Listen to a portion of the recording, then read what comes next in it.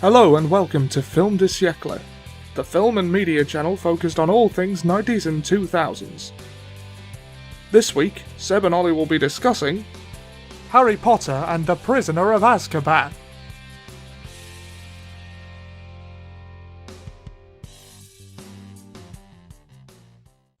Hello and happy Halloween, everybody! You are tuning in to, well, you're not tuning in, you're clicking onto Film du Siècle, the film and media discussion channel where we discuss all things 1990s to 2000s.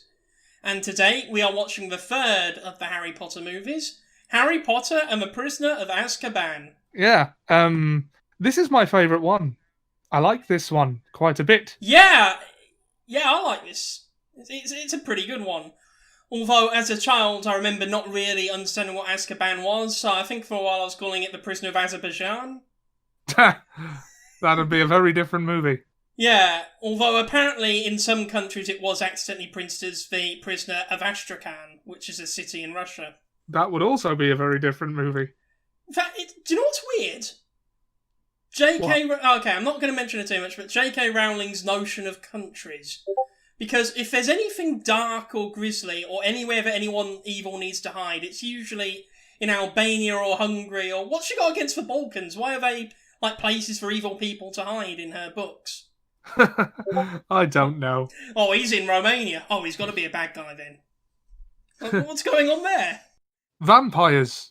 You know. Yeah. I mean, interesting fact, at the time that Bram Stoker wrote Dracula, then Dracula would have been a Hungarian national, but today, because of the borders of Transylvania now being part of Romania, he would be a citizen of Romania. He might have been ethnically Hungarian, I don't know. I don't know the guy. He doesn't exist. Cool. So there's a bit of a factoid to start off this video that's ostensibly about Harry Potter. Yeah, I liked this one. It was a bit of a change in direction because it was after Chris Columbus went off to sail the seven seas or whatever he does these days. I don't remember who this new guy is, but he only did this one. It was directed by Alfonso Cuarón. I'm not sure how to pronounce his last name. He may have butchered the man's name, but at least we know who it is. Alfonso. We'll call him Alphonse for sure. But yeah, good old Al. He made this one, and there were quite a lot of changes to the set. I mean, it looks a lot darker than the first two did. Also, for some reason, Hagrid's hut seems to be on a slope now. Yeah, and also they've done away with the wizarding robes and things. Yeah, and they've gone for more of a traditional, like, British school children St. Trinians kind of thing. Yeah, it's weird that this is my favourite one, because it marked the start of a few things I don't actually like about the direction of the series as a whole. Yeah, I mean, I guess they tried to make it more relatable to, like, teenage kids. Yeah.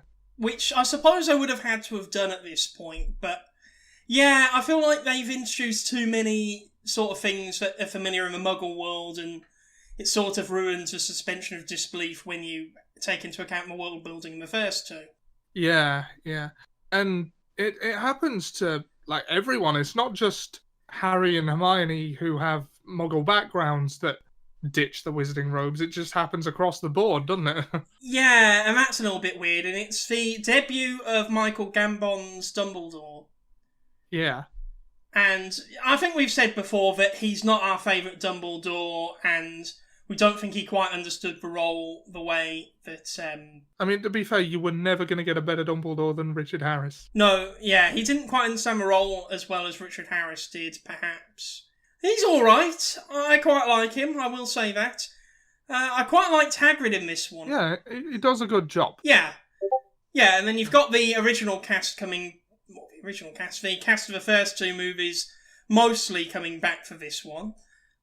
You've also got the introduction of Sirius Black. Yeah, Gary Oldman. Yeah, good old Gary Oldman. Who I like him in this. I really do. We were talking about Dracula earlier. He was in that, wasn't he? Yeah. He's good. He's a good boy. I like him. See, it was relevant. Yes, everything becomes relevant eventually. It's the circle of Siècle. I liked the plot of this one. I thought it was interesting how How this is the first one that you could really call a dark movie in the Harry Potter franchise. The tone was definitely darker. Well, yeah, if you've got characters called the Dementors who are basically allegories for depression, then you've got to make it a much darker movie. Yeah. I mean, I expected these guys to be more ring-wraith looking when I read the books. I'm not sure I'm a big fan of the design. I mean, I expected more full cloaks, if that makes sense. I don't know how I feel about the fact that, as an allegory for depression, the way to fight off a Dementor is to think happy thoughts. Yeah. That's the annoying thing about Harry Potter. It seems like they're trying to make a good allegory, they partially succeed, and then they just drop the ball halfway through. I mean, to be fair, the eating chocolate thing does help, but that's beside the point. And talking about allegories, we introduced Remus Lupin in this one, who is a werewolf character who I believe is a allegory for AIDS. And I'm not saying that he's terrible, don't misunderstand that. I mean that literally they were doing the whole... The stand-in for, I think the way he's treated and the way he has to live with being a werewolf is meant to be a reference to someone with AIDS. Yes, basically. Ollie explained it. And I guess that allegory works a bit better. Sort of, I think. Yeah, I mean, I don't know why they dipped their beak into this kind of stuff without really fleshing it out, but... I suppose because the conceit of Harry Potter and the magical world is that normal problems aren't a thing there because you can just pop up to Madame Pomfrey and she'll cure you. They have to have their own versions of certain social paradigms. Yeah, exactly. It's weird when Harry Potter tries to be real, if that makes sense. I don't think it's too bad that the story is saying that the way someone like a werewolf would be treated in Wizarding Society is similar to how, like, people in the real world would treat someone with AIDS. Yeah. Or a similar condition. Yeah, I don't remember seeing this in the cinema, although I definitely did.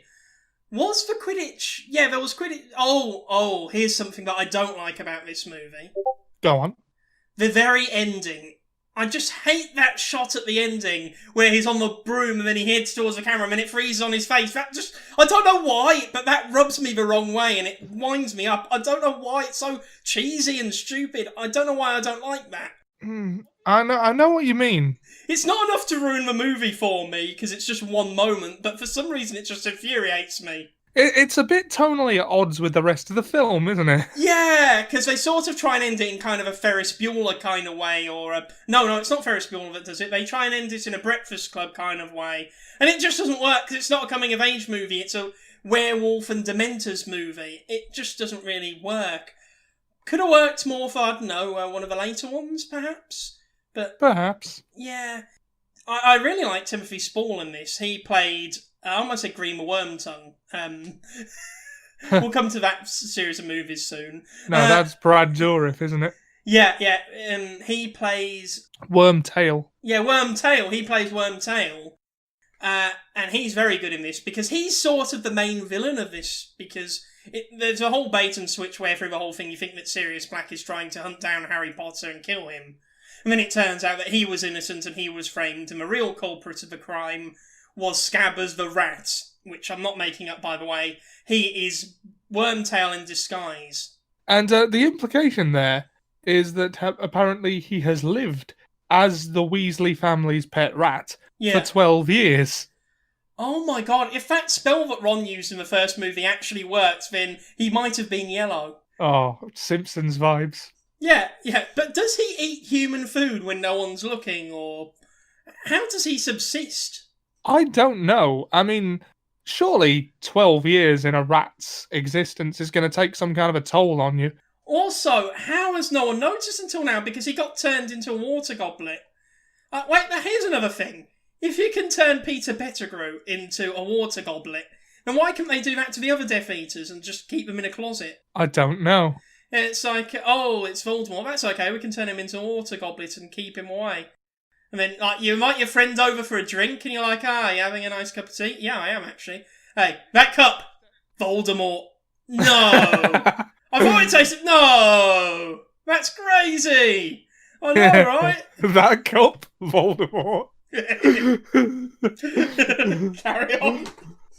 Oh, maybe it's a two-step process, because, like, in the next one we see Malfoy get turned into a ferret. Yeah. Maybe you can only turn animals into water goblets. And that's why it didn't work all the way. Oh my god, that's brilliant. But you can turn people into animals and then turn them into water goblets. Yeah, but it didn't work all the way. So maybe it wasn't Ron being crap. Maybe it was just the magic. Well, his wand was broken. Oh yeah. How did the teachers not do anything about that through the whole movie? He could have hurt someone. He did hurt someone. Yeah. Indirectly. And himself. And himself. I mean, it's like, oh, he's spitting out slugs again. Ha ha ha, lol. They're not doing anything about this. Do they not have, like, loner wands, like spare PE kits? Yeah, oh my god, spare PE kits at school. They were the worst. It was always the mankiest stuff that nobody wanted, and you wonder how it ended up that yellow mankini. Why is this in here? Why do I have to wear this just because I forgot my kit? I'll just go in what I've got on. Yeah, I would sooner not wear anything than wear the stuff in the loner thing. Oh my god, the manky bucket. Ugh. The Shrieking Shack is in this, which is the first time we see that location. Yeah. First time they go to Hogsmeade as well. I liked that location. Yeah, it still feels a bit Chris Columbus when he goes to Hogsmeade, doesn't it? Yes, you capture the magic and the whimsy and the happiness of youth and stuff. Yeah. And that shot with the floating lollipop. Oh, yes! No, it wasn't a floating... Yeah, it was a floating Yeah, he was holding it because he grabbed it off the kid, didn't he, when he had the invisibility cloak? Yeah, what a dick. I know! Come on, Harry, you're better than this. And I like how the kids finally get to emote a bit. Like, you've got Harry being justifiably upset about the whole Dementors situation affecting him. You've got him justifiably upset about what he assumes is the man who sold out and killed his parents. You've got everyone's reactions to him. It's probably the first time that he's really had any sort of schism between himself and Ron and Hermione, because they don't quite get it like he does. And Hermione was good. I liked it when she stood up to Malfoy. Yeah. Although, it has to be said, this Harry Potter movie does have the worst plot device in all of Harry Potter, in my opinion. What, the time turner? Yes. Oh my god. You don't just introduce time travel. No. And you don't have it never come up again. You either make it a big part of your thing, or not at all. Yeah. I mean, the thing about time travel is it doesn't matter what rules you put in place. Consequences no longer have to mean anything. Yeah, and also, isn't technically Hermione a year older because of that? Well, she's definitely at least a few days to a week older, because the main reason she was using it was so that she could attend multiple classes that were happening at once. Yeah. And this is also, I think, the first time we see post-puberty Malfoy. Oh, yeah. Yeah, I mean, he's just as slimy a git as usual. You've got Alan Rickman continue his Snape thing. Again, being more sympathetic than he was in the books, because he did that thing where he shielded the kids from harm. Well, yeah, okay, he's got a few frames of being, doing the bare minimum of his job as a teacher. Basically putting his life before the students. Yeah. Well, I say doing the bare minimum of his job as a teacher. Like, doing what you would expect a teacher to do. Is what I meant. Yeah, exactly. He's being a brave arsehole, basically. I liked this. Shall we watch this further? Yeah, why not? Let's do it. And we are back in the room, having watched Harry Potter and the Prisoner of Azkaban. Yeah, that was... Did you like the movie? I did, yeah. I've often said this is my favourite one, and it still is. I still really like it. Do you really like it? Is it wicked? Well, I wouldn't say I'm loving it. But, no, not loving it like this. No, I like it though. Well, it's either this or Goblet of Fire, just because it's really shonen tournament arc, isn't it? Yeah, I'm glad they managed to squeeze one of those in. Yeah, Harry Potter's actually very anime. Yes, I feel like we've had this conversation before, but you've got the three children, they're learning the skills, they've got the aloof teacher, it's very like Naruto. Although Dumbledore's a dick, so let's not. Oh yes, I mean, he let Sirius go to prison for a crime he knows he didn't commit. he also touched Ron's leg for some reason when it was bandaged. Yeah, and just let him rot for 12 years. Our heroic mentor, ladies and gentlemen. Yeah. Back on topic, I did quite like this one. One of the strongest, even though I don't remember it being so. Well, there are so many scenes that just stand on their own as really well put together, and it all comes together really well, so... I agree. Considering what it had to deal with, I think they did a good job of making it all come together. I usually hate time travel and things like this, but it actually works in this one case, even though it definitely shouldn't. Unless it's a time travel story like Back to the Future, it's just law-breaking and causes loads of problems, usually. It's okay this once, I'm glad they didn't do it again, not counting the Cursed Child, of course. Yeah, time travel is a universe breaker for sure. Of course, if your story is time travel, and it's a time travel story, like the Terminator, then it does work, but in this case, probably not, although it does this once. Yeah. I mean, could you do, like, the Terminator in Harry Potter? Like, say if I were to write a story where there's a Defense Against the Dark Arts teacher comes back in, say, 5th year, and it turns out that it's, I don't know, Ron from the future, and everyone died, and Harry Potter was supposed to die that year, and there was an underground resistance, and then they all died, and Ron took Hermione's time turner and went back 20 years. But that would make it a time travel story of its own, whereas Prisoner of Azkaban, it's not a time travel story, really. It just gets crowbarred in about 2/3 of the way through, hinted at a bit, and then it's the rest of the plot. It's not a time travel story, it's just a story with time travel in. Well, it's not quite a Deus Ex Machina, but it works like one. It works like one, although I wouldn't say it's a fair mystery, because although lots of clues and breadcrumbs are dropped, you can't really tell that it's specifically time travel until they tell you such. There's no way of knowing. Yeah. Although, that's a long day, isn't it? Oh, yeah. Physically, is she a year older than everyone else? Well, I don't know about a year. We don't know how many times a week she had to time travel, but she'd be at least a couple of days older. Yes, a bit like astronauts, because they're a few days older than they should be because of how much time they spend in space, the way that time flows in different gravity environments. Not that this has anything to do with the topic. Yeah, right, so the movie. Yeah, the movie. I liked it. I really like Harry's relationship with Lupin. I think it's the first time he's had an honest-to-God mentor in the series. Yes, and I wouldn't count Dumbledore as a mentor character because he's just there to give cryptic advice. He doesn't really put the time in to be called a mentor, I wouldn't say. I mean, I suppose in the first one you had Hagrid, who fulfilled a similar role. Yes, he introduced us to this world. Yeah, and he told Harry the basics. In the second one, he didn't so much have a mentor, but it wasn't really that... He had an anti-mentor in Lockhart who taught him everything that you absolutely should not do as a wizard, and I think that's great. Yeah.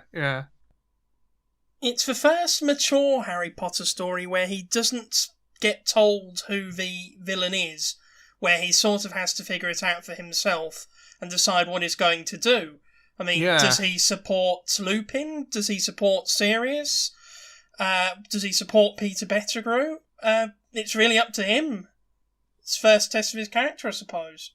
It's much more a character drama, isn't it? Does he spare Peter Pettigrew or not? Yeah, although that choice isn't really a moral one. I mean, the choice was let them kill him or let the Dementors do worse. He didn't make the merciful choice there. Good point. You get what you fucking deserve. I'd have let them kill him. Well, yeah, but there'd be no plot because Voldemort wouldn't come back. Well, hindsight is 2020. Oh my god, it's crazy when you think about it. There were so many opportunities where they could have stopped Scabbers completely, if you think about it. Yeah. Molly Weasley, if she didn't get Pettigrew on that train, then he never would have got to Hogwarts. There's also Crookshanks. If he was any good as a cat, he would have killed and eaten Peter Pettigrew. You heard it here first. The downfall of the Wizarding World was caused by Molly Weasley, according to Seb Crack. Not just Molly, though, because Crookshanks is also to blame. If he wasn't such a shit, fat cat, then he would have eaten the rat, and the day would have been saved. You're saying to Crookshanks, you're a shit cat, you know that? He is a terrible, terrible cat. Oh. Also, Peter Pettigrew doesn't get enough credit for being the only competent villain in all of Harry Potter. Think about it. He manages to evade capture for 15 years. He disguises himself well. He brings back Voldemort. He is very powerful because he blew up 15 muggles. He cut off his own finger. That is dedication, by the way, in order to frame somebody else, which he successfully managed to do. He cut off his own hand and he took it like a champ. This guy, if he put his mind to it, could be the greatest villain in all of Harry Potter. If he had the ambition to do so, It's I suppose. the strangest thing. I've never known a character be so subservient despite being more capable than all of the people who he serves. I mean, he might not have been as powerful, but he was clearly the one that was on the ball. You say that, but he did blow up 15 people when Voldemort couldn't even kill a baby. Yeah. Let's face it, he shits on the likes of Lucius, who can't even successfully smuggle a book into a school without failing. This is true, yeah. He's the MVP, the only competent villain, whereas Voldemort gets killed by a baby, and then gets killed a second time for trying and failing to take over a school full of children. Well, it is a school full of children who are trained specifically in ways that they could repel him. Well, yes, at this point they're basically a paramilitary force of children. I mean, who would win? A school full of small children, or one baldy boy? It's aged better than Chamber of Secrets in a lot of ways, because we said last month that film was not shot in HD, and it shows, and some of the CGI was a bit iffy. There was less CGI in this one. This one had a budget of $130 million as opposed to $100 million for Chamber of Secrets. So obviously it made some kind of difference. Yeah. Well, there's also the fact that there was less... Well, I don't know about there being less CGI, but it was... Well, the Dementors were CGI. I'm sure Werewolf Lupin would have been CGI. I'd personally say there was more CGI in this one than the last one, but the difference being that there was a much higher budget for it, and that it was darker as well. Yeah, that's true. And also applied in different places. There was no, big fantastical set piece. There was one, that was the Whomping Willow, and that was a bit wonky. Yes, somehow the Whomping Willow did look better in the last one. Yeah. That's the one thing that they got better last time than they did this time. Yeah. I'm not a fan of the way that scene was shot. It was just weird. Especially the part where Hermione grabs Harry's shirt and then pulls him up. It's shot like a comedy scene. And it's not. Yeah. It's not even that. She stays on him for a good few seconds, despite being swung around by a tree. It's shot like a scene from a cartoon, and I don't know why. Especially since this movie is quite grounded otherwise. Yeah, and then she, lifts him. She holds on to him, fully taking his weight with one arm. I mean, Hermione been lifting. Well, yes, she's got the time turner. She can fit in the gym time. She can crush. Oh, yeah. And she punches Malfoy with force. She is hinching this one. Yep. Question 2. How well did the film accomplish its goals, and what were the goals of the movie?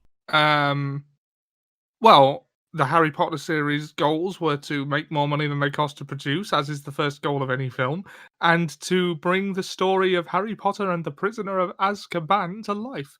And I would say that it did both of those rather well, unless it was a box office flop I didn't know about, but I think I would know if that were the case. It did almost as well as the previous one, and as we've established with sequels, there is a law of diminishing returns. Yeah, and it fought against that very well, I'd say. Yeah, sequels tend to do worse than their predecessors all the time. Well, why would you go and see a movie if you haven't seen the first part of the story, or the second? Yeah. So the fact that this one didn't do notably worse than the other one is impressive. It was a very difficult time for them. They had to do quite a lot. They had to establish a new Dumbledore. They had to establish a new darker tone. And the children were growing up before our eyes, so they had to keep them in the role and not suspend our disbelief in any way. I think they did a good job of introducing Michael Gambon in this one. That could have very easily have not gone well, but they did that very competently. Yeah, there'll never be another Richard Harris, and Richard Harris was still the perfect Dumbledore, but Michael Gambon did a bang-up job. Yeah, they filled those shoes really well, and it definitely endeared Michael Gambon to the audience. Oh, yeah. They also introduced a new director in this one, Alfonso. I cannot remember his last name for the life of me, but Christopher Columbus stayed on as a producer, so there was that level of continuity. Yeah. Shame, the one I profess is my favourite was the only one directed by a certain person. Well, there's a reason why we celebrate Columbus Day. It's because of all the incredible movies that he's made over the years. I've got to say, though, it did do a good job of retaining the audience interest in the franchise, because this is the third movie out of a promised date. It would be very easy for the children to lose interest with all the Pokemon and the Lord of the Rings floating about. But they managed to do it, and it seems like the audience for these movies was here to stay until the end. Yeah, I remember when Harry Potter first came out, for a few weeks, everything was Harry Potter in my class. And then Lord of the Rings came out, and then Harry Potter was quote-unquote gay. And, like... Well, yeah, I mean, even South Park knew it. In the episode where the kids were playing Lord of the Rings, the other kids were playing Harry Potter. The Harry Potter kids were definitely the losers. I think the fact that it was only one film a year or something had a lot to do with that. Because if it was like how the MCU does today with like 2 or 3 a year, you'd definitely get sick of it. But, you know, even when I thought I'd gone off Harry Potter in the intervening years, the film would... I'd get news of the film coming out. It's like, well, I'm going to see it. Like, it's very much like Godfather Part 3. You try to get out and then they suck you back in. I don't know how they managed to do it, but without fail, they managed to keep my interest, even though it's a very easy franchise to grow out of. Well, the books were also coming out at and those books matured well with their audience. Yeah. And it would have been very easy for the movies not to do that, but somehow they recreated that spirit, and if they didn't, some of the later ones may have bombed. I think the characters are pretty consistent, but I'd have liked to have seen a few more of the peripheries, because it's a very focused story. And that's what I liked about the previous movie. It treats its tertiary characters with a lot of respect. Colin Creevey, all those kids. Yeah. You had the entire Weasley family. Well, you still have Percy being Percy, but that's about it for the extended family. Oh, by the way, I want to talk about the Weasleys for a bit, because I forgot to mention this I know what you're going to say. This is going to be Joyce. This is going to be juicy. Right. There is a lot of bigotry baked into Harry Potter at a lot of levels, right? Yeah. And you can see this by the fact that the Weasleys are supposed to be the nice family, the nice, accepting ones. They're not any less prejudiced towards Muggles than the Malfoys. They're just nicer about it. I know what you're saying. There's no conscious malice, and there's no hatred, but there's still this condescending sort of patronising thing where they just don't get it. Yeah, but they respect Hermione, but Hermione has magic. They probably don't see her as a Muggle. Sort of like Muggles are beneath them, but not necessarily worse than them. I don't know. I mean, I think J.K. Rowling was going for Arthur being some sort of enthusiastic anthropologist who's trying to study a different culture that he doesn't quite understand. But it comes off like a primatologist talking about apes. The Turfmeister General coming so close to actually saying something. And it's just... As I get older, it makes me more uncomfortable. Harry Potter has a strange relationship with allegory, doesn't it? They're either great or they're awful. It does, yeah. And I don't know which one this is. Are they trying to say something about Arthur and his family, or is it unintentional because quirks? Yeah. Yeah, I mean, speaking of allegory, Professor Lupin. Yeah.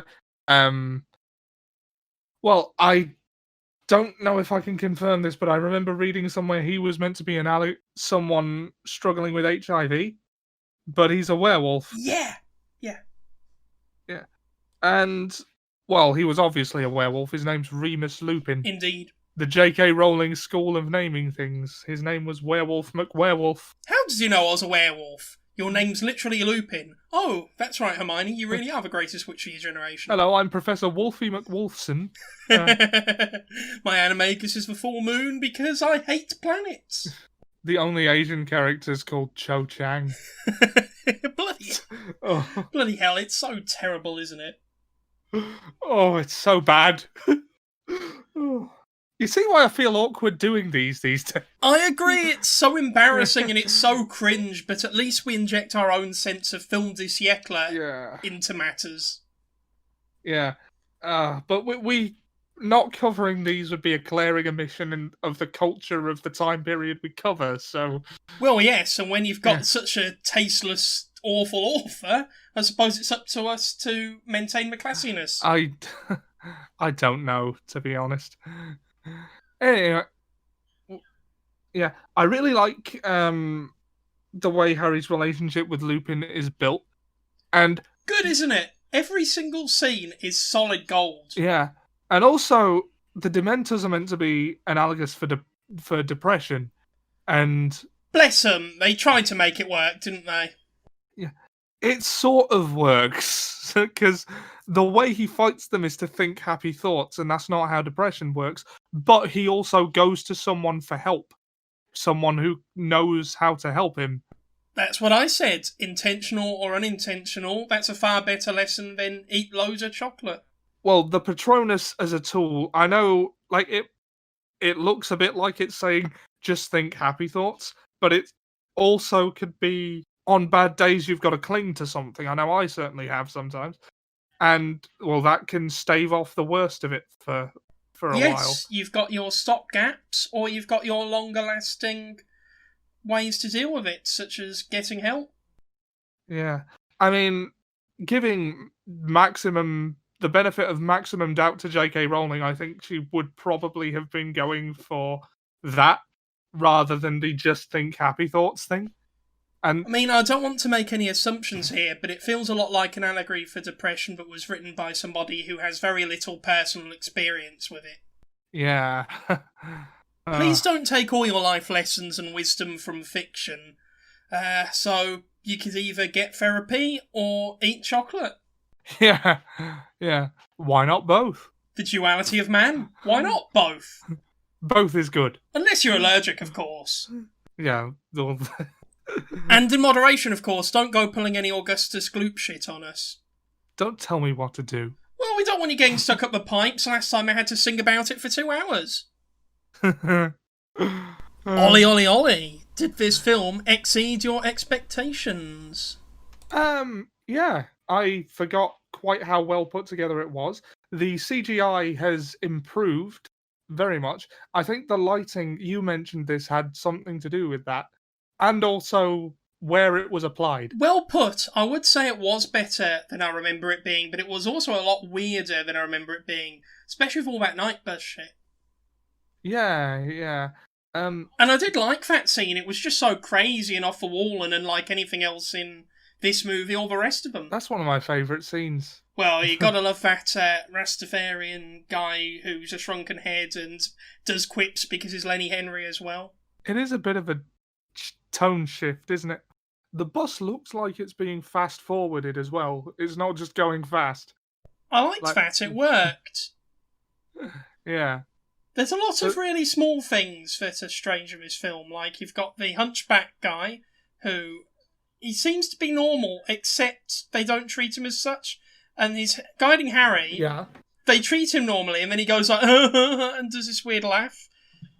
Fudge gives him side-eye, and then he just skulks away. What was the point of that whole sequence? I don't know.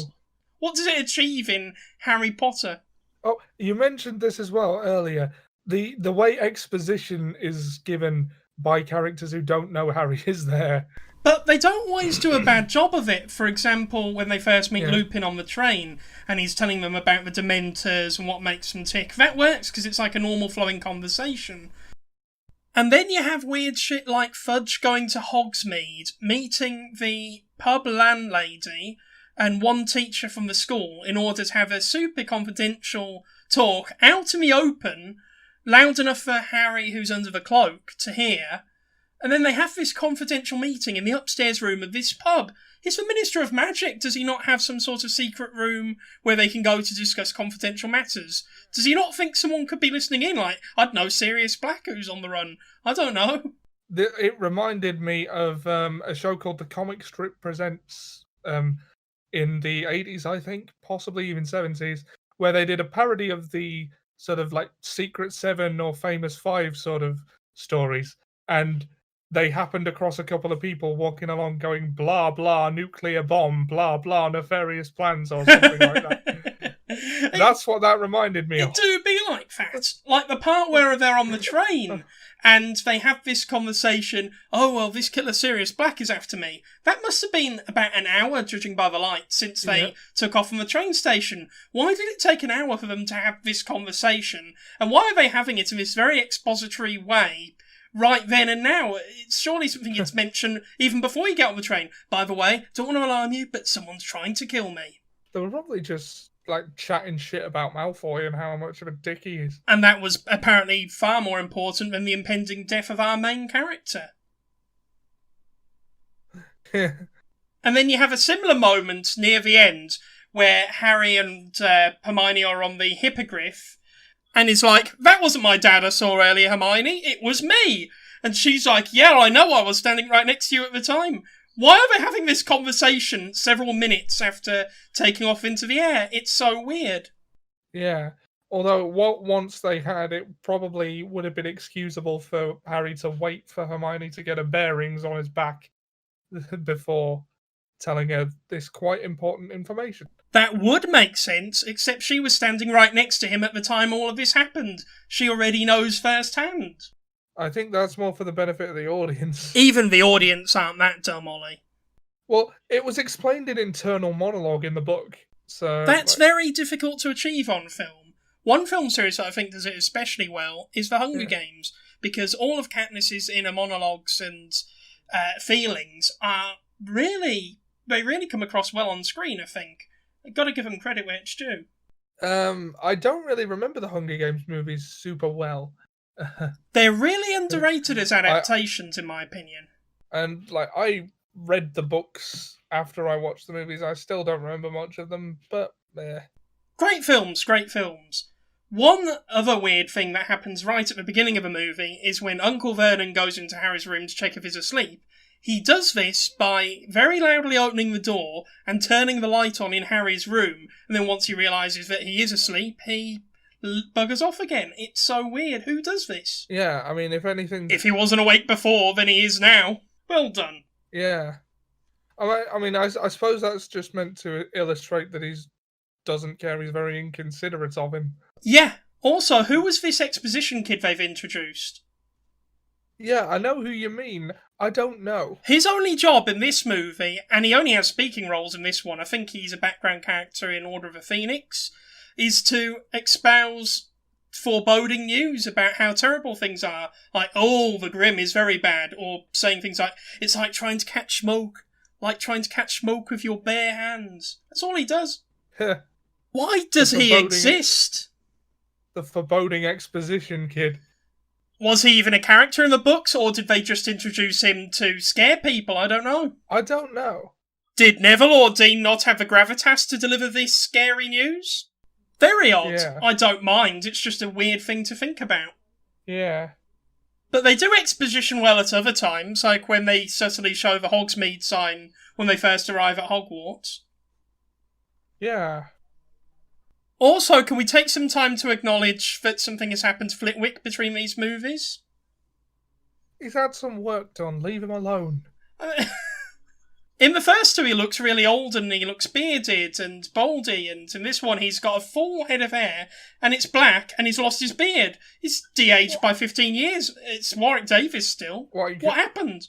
What, you can't have a midlife crisis? Apparently, we're having to live through Flitwick's midlife crisis, where he de-ages by 30 years. Good for him, I guess. Magic. And yeah, maybe he was sick of the hermit look. Who can blame him? Very weird. Also, I distinctly remember that the Dementors looked a lot different from how I imagined them from the books. I imagine them either as ring wraiths or like Death in those Grolsch adverts from a while back. I don't remember that. I'll try and find a picture. Alright. But with the Dementors kiss as well, I always imagined it would be more like a full-on kiss, like with some actual snogging and some tongue going on and some romantic French music playing while it was happening. I pictured it more like the Mummy, when, he opens his mouth wide and goes, "Roar!" Oh yeah, that'll do the trick, definitely. Yeah. Imagine if Snape walked in during that Boggart scene where he sees himself dressed in drag. What is happening in here? You don't want to know, Professor. Also, there was Ron's random MILF moment with Lady Rosmerta. I don't know why, the landlady. Hermione was like, "Oh, Ron fancies her," and it was like, "No, I don't." I don't know what that moment was, but it was funny. Not to mention there's also more Fudge weirdness and constitutional nonsense in this one, because we've got Fudge who appears to Harry saying, "It's my duty to inform you that we've popped you, Aunt. I've bought you some books, and I'm here to greet you." Why is it his job to do any of those things? Yeah. Surely he's got at least one lackey who can do some jobs for him. And later on he attends the funeral of an animal. Why? Imagine that in real life. "Oh, hello, Boris Johnson. Thank you for attending the funeral of my horse." Don't know. "Well, it is my job, sir." I don't know, you've got the health secretary putting on a lab coat and doing operations? "Shine your shoes, Governor." "Well, yes, why not? You are the Minister for Transport, after all." Does he go personally dealing with accidental magic in the whole country? Apparently. And apparently that doesn't take up much of his time. Maybe he did it for Harry Potter because, well, they're all on the lookout for Sirius Black. Harry Potter's a priority target, so, Yeah, but the problem with that is it's really out of character for Fudge, because he doesn't seem like the sort to face evil himself in person. That's his character flaw later when Voldemort returns, so it's very out of character. So, Ollie, how does this film hold up today, in your opinion? I think it holds up pretty well. I expected the visuals to have aged worse than they did. We've noticed how the grounds have changed from last film and this one. There must have been an earthquake between movies 2 and 3, because Hagrid's hut used to be on a level with the school, close to the school, but now it's at the bottom of a hill, which the school is on top of, a very steep hill, with the forest below. I don't know what's happened. Yeah. I don't know what brought on the complete set redesign. I don't mind it, it's just a strange breach of continuity between this one and the last two. Yeah. I mean, I suppose some inconsistencies are inevitable when you shift directors as many times as this series has. Also, there are 8 films. It's difficult to maintain continuity for that long. But I don't really mind it, and at the end of the day, it is just a movie. I suppose where it helps is the scene where they're trying to rescue Buckbeak. You get a bit of range between them at the top by the castle and Hagrid's hut at the bottom. That makes interesting visuals, and, I don't know, I suppose a spaced effect where you get a view from up on high. Yeah. The CGI mostly holds up, which is a good thing since they use a lot more CGI in this one than the last one, with a higher budget, albeit. Yeah, that's true. I mean, Buckbeak standing still didn't really age well. Other than that, it's fine. Yeah, that looked a bit dated. I did like the Quidditch scene in this one. Nice and dark and gloomy and different from what we've seen. Yeah, true. It doesn't really have the colour of the previous two, does it? Each one gets darker than the last. No, it's muted, definitely. Yeah, like at the end where Harry uses the Big Patronus. Not to be confused with Big Chungus. The music, the colouring and the effects during that scene felt very Matrix, like, or Matrix Revolutions, one of the early Matrix films. Yeah, I know what you mean. Felt very Wachowski sisters of them. Yeah. This was at a time when everybody was aping the Matrix, of course, to different degrees of success. Yeah. Shrek parodied the jumping up into the air and doing the crane kick, and then ever since then, nobody's been able to take it seriously. That was meant to be the first big impressive visual in The Matrix. Yeah. You know, it's a joke. And then for about 5 years, everybody was trying bullet time. They were, yeah. I mean, I remember I didn't see The Matrix for years. You watched it with me, and then when that scene actually happened, it was hard to take seriously. Yeah. it felt very cliche at that point, even though that was the film that did it. Yeah, it probably would have been groundbreaking at the time when it first came out. Yeah, what didn't hold up well to me is how they treated some of the characters. It's like with Trelawney, you never know whether they're treating her as a serious character or not, because half of the time they present her as a big joke, and the other half they treat her as somebody who's actually brilliant and always gets things right. Hermione does, because she's sceptical of the whole field, and that's quite interesting from a world-building standpoint. That works well for me. But, for example, the scene where Trelawney does the whole throaty being possessed thing, where she reads out the prophecy to Harry, and it's very frightening, but then she coughs and it's played like it's some sort of weird joke scene. Was that a non sequitur? Was that important to the plot? Well, if you read the book, you'll know it's important to the plot, but otherwise it could be dismissed as being a bit silly. Also, she could have been more specific in her warnings, possessed or not possessed. Yeah. The Hunchback, is he a joke or isn't he? Well, he definitely is meant to be a joke. But why? He was played straight when we first see him. I think the fact that nobody takes us seriously is kind of the point. It makes sense in universe, but should we as the audience take us seriously? Mixed messages. I think it was to set up that the possession moment, the prophecy moment, would be a surprise. And that should work, except they use some really weird bathos in the part where she coughs. So, it's almost like a joke. I suppose. It doesn't bother me, it's just a comical little quirk. I don't really know what to talk about, despite liking this movie as much as I do. Well, the things I liked about it were Lupin's relationship with Harry, the whole mentor thing. I also liked the eventual scenes that we got between Harry and Sirius Black, who's a fan favourite character. Yeah, definitely. I say eventually because for some reason they really keep up the conceit of him being this crazed maniac until a very late point, actually. Because he's like, oh, are you going to kill me, Harry Potter? And he's acting like some sort of crazed killer. No wonder it's so hard for Harry to trust him immediately. He's not helping himself. No, not at all.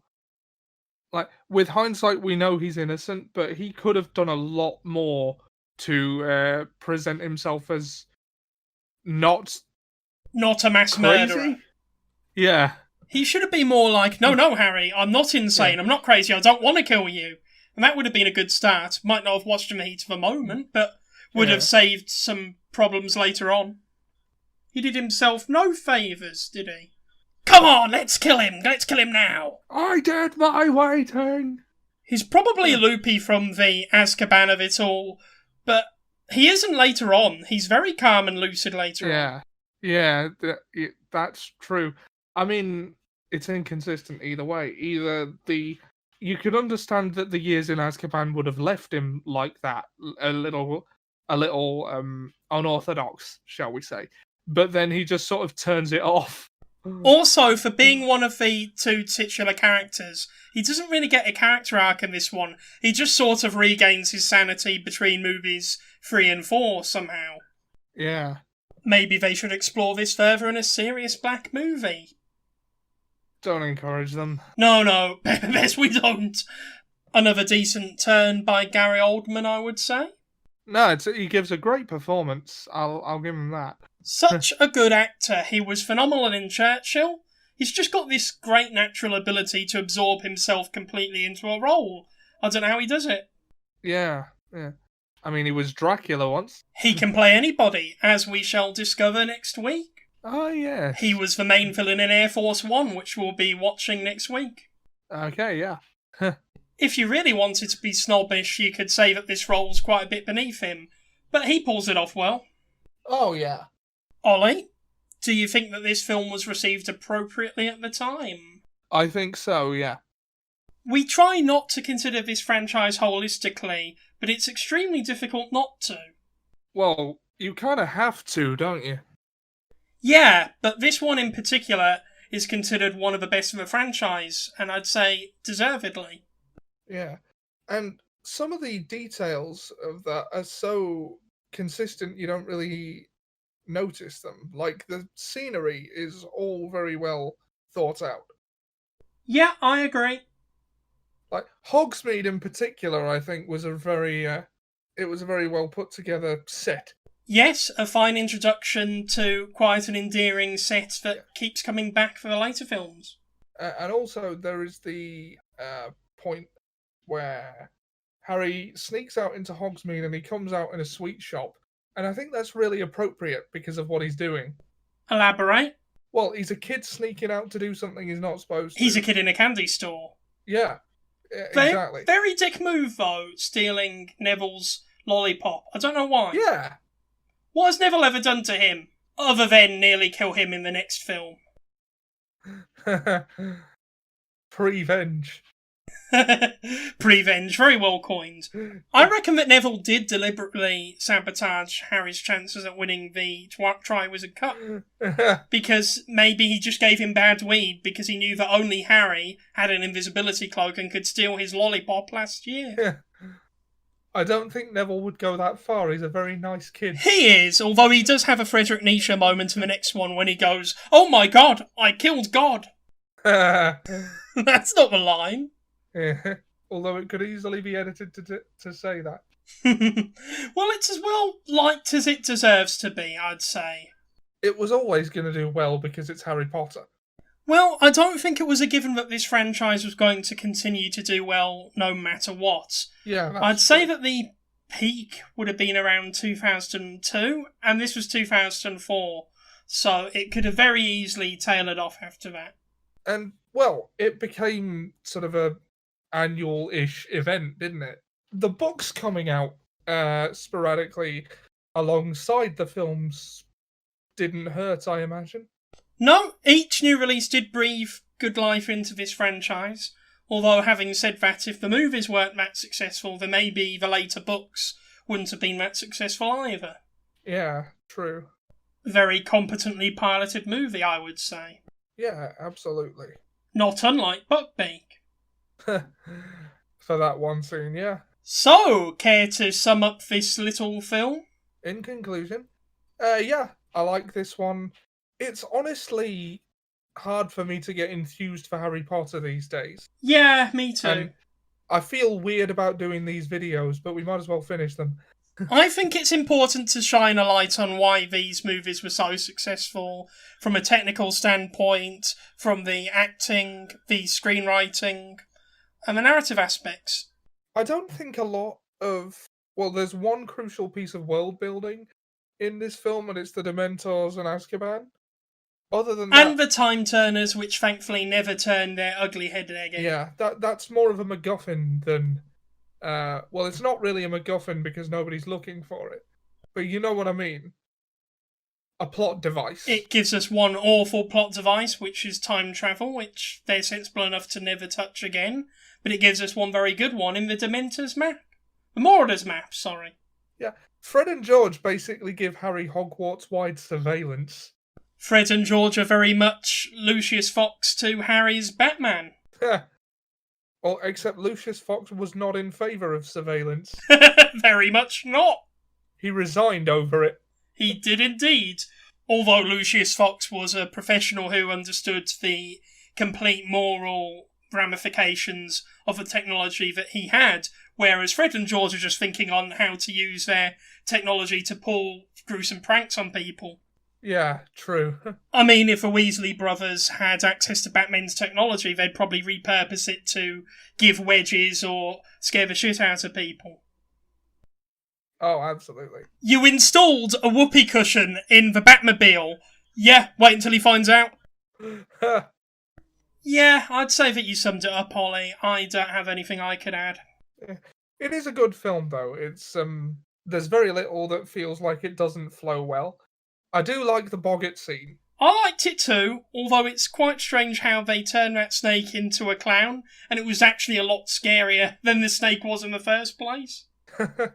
That monstrosity was on the back of the DVD cover, and I think I had to turn it around because it was so much nightmare fuel I couldn't look at it. Oh, God.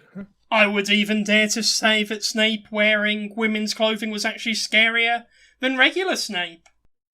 Ridiculous. Jesus Christ! Yar, that will replace the whale in my nightmares. By Grabthar's hammer. Wait, that's a different film. So, notwithstanding random MILFs, pretty good movie. Yeah. I like how I said random MILF moment and then there was a springy sound on your end, like boing. No, I knocked something on the desk. I bet you did!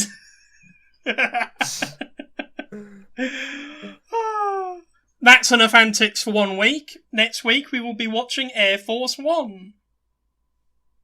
Not to be confused with its awful sequel, Air Force 2. No. That's a joke. No such movie exists. Please like, share, and subscribe if you haven't. Really helps us out. Probably should have said that at the beginning. Indeed. And until next week, don't let anybody hijack your plane. No. Although afterwards it's open season on that. Yeah. All right. Thanks for joining us. We will see you next week. See you. Goodbye. Bye.